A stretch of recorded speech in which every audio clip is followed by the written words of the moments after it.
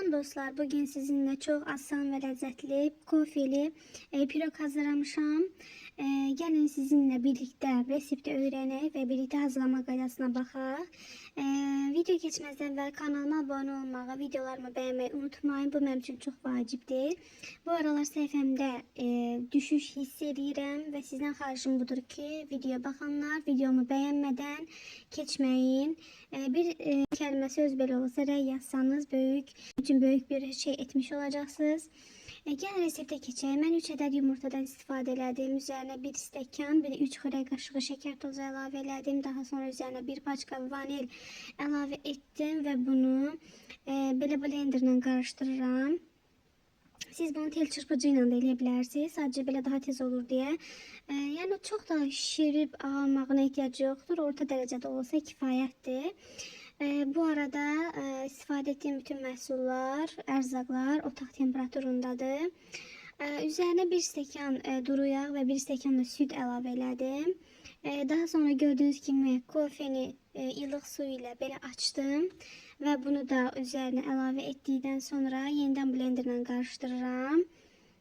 Daha sonra mən üzərinə 2 stəkan, amma bu stəkan 300 mg-lıq stəkandır. 2 ədəd bu stəkan, bir də əlavə 2 xörək qaşığı yenə tökdüm. Bir paçka da qabartma tozu əlavə elədim. Siz bunun qatılığına baxın. Yəni sizdə necə, bəlkə 2 stəkan tökəcəksiniz, kifayət eləyəcək. Yəni onu artıq özünüz ayarlamalısınız. Məndə çox duru olduğu üçün mən yenidən 2 xörək qaşığı da əlavə elədim və qarışdırdım. Gördüyünüz kimi videoda olduğu kimi belə bu qatılıqda olmalıdır. Mən bunu tel çırpıcı ilə qarışdırdım. Daha sonra duxovkanın sobanın listini belə unladım. Yəni yağlamaya ehtiyacı yoxdur. Hazırladığımız məhlulu bunun üzərinə əlavə elədim, tavaya əlavə elədim və belə çırpdım ki, yəni yaxşı otursun və daha sonra 180 dərəcədə alt üst rejimində hardasa 30 dəqiqə bişirdim. Son olaraq da üzərinə şəkər pudrası elədim və kəsdim. İstəyə yoğun kəsə bilərsiniz, paxlava formasında kəsə bilərsiniz və yaxud da mənim kimi kvadrat sadəcə eləyə bilərsiniz. Bu zövqə bağlıdır.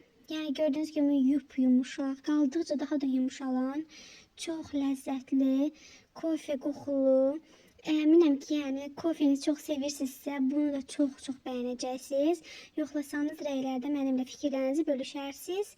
Hələlik.